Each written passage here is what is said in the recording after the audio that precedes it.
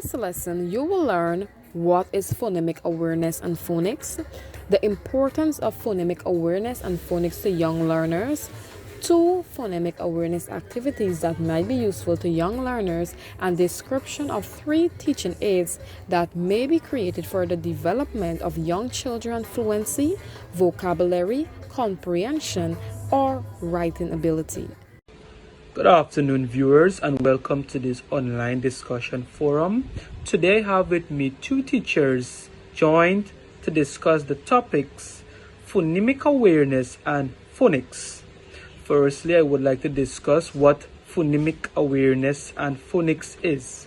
According to Phonological and Phonemic Awareness Reading Rockets, phonemic awareness is the ability to identify and manipulate individual sounds in spoken words. And according to National Literacy Trust, phonics involves matching the sounds of spoken English with individual letters or group of letters. I will now discuss the importances of phonemic awareness and phonics to learners. The importance of phonemic awareness to learners are: it helps learners to pronounce individual sounds in words. It helps readers to notice how letters represent sounds. It gives readers a way to approach sounding out and reading new words. So we now move on to the importances of phonics to learners. The importances of phonics to learners are: it helps learners to learn to read and spell. Written language can be compared to a code, so knowing the sounds of letters and letter combination will help you to decode word as you read. It also helps learners to blend the sounds of letters together to pronounce unfamiliar words. Knowing phonics will also help you to know which letters to use as you write words. Alright guys, so there you have the importances of phonemic awareness and phonics. I will now hand you over to my colleague Lloyd Perry to discuss two phonics activities that will be useful to young learners. Two phonics activity for young learners are: 1. Rainbow Up. For this activity, you will need color paper, one die, and a marker to create a stepping stone for every letter of the alphabet. You can also include CH and SH pieces for a more advanced learner. For this activity, the learner will roll the die, take the allotted number of ups, and say and pronounce the letter that they land on. Now, this easy to organize activity helps children learn to recognize sounds and letters, and it is also a fun approach to getting them warmed up and ready to learn. 2. Stretch it out. Now, we start this activity by putting the letters on the elastic. Example, cat. Learners will pull the elastic to stretch each sound apart. Once they were spread out, they say each sound slowly. Example, ka, a, t. Next, they move their hand a little closer and say them again. Then closer and again.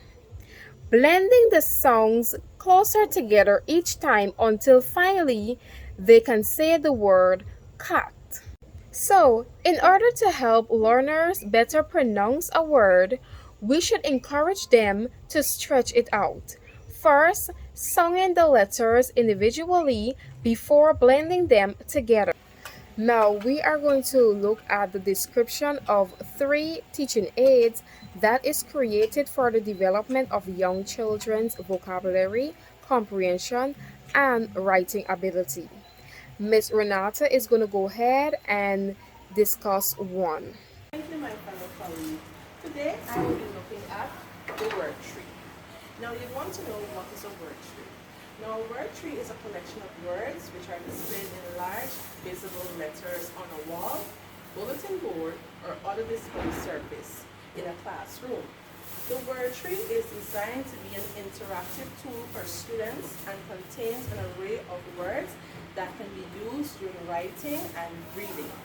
They help students to see patterns and relationship in words, thus building phonics and spelling skills. They provide a reference support for children during reading and writing activities. Now here we have a word tree that has 5 words. We have a, I, to, my, so, we, they, them, the, of, is, are, for, there, why, very, and does.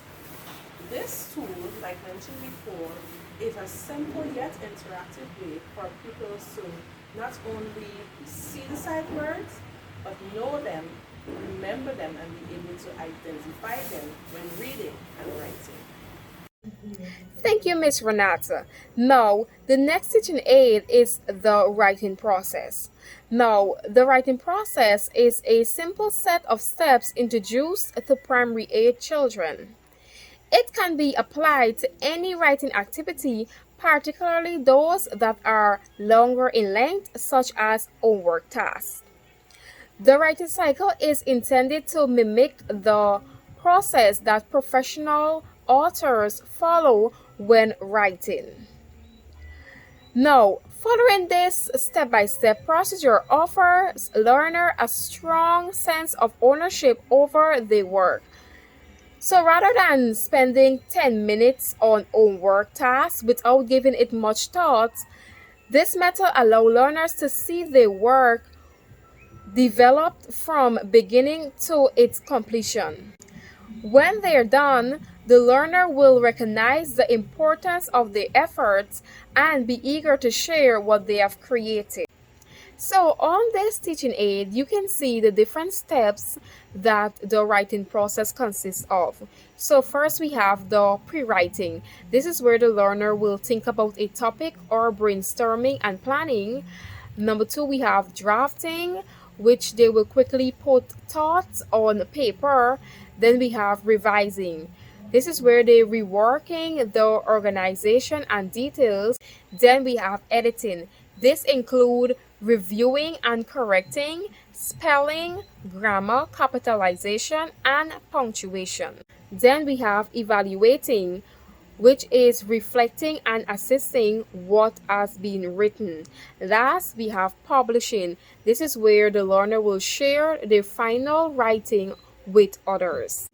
The writing cycle is a fantastic technique to teach young learners how to write, since it focuses on areas such as proofreading and planning. With the different things to focus on each step, learners can follow the procedure step by step, ensuring that nothing is missed. Now, the writing process puts more emphasis on proofreading and editing, which is often forgotten about as learners rush to move on to the next activities. This method encourages students to take their time and think about what they're writing. Children will proofread and edit all of their future work if they make proofreading and editing an habit, which will improve the quality of their writing ability. So I am looking at comprehension. I have a passage here, a comprehension passage, along with 4 questions. First, I would like to discuss what is comprehension. According to Reading Rocket, comprehension is the understanding and interpretation of what is read.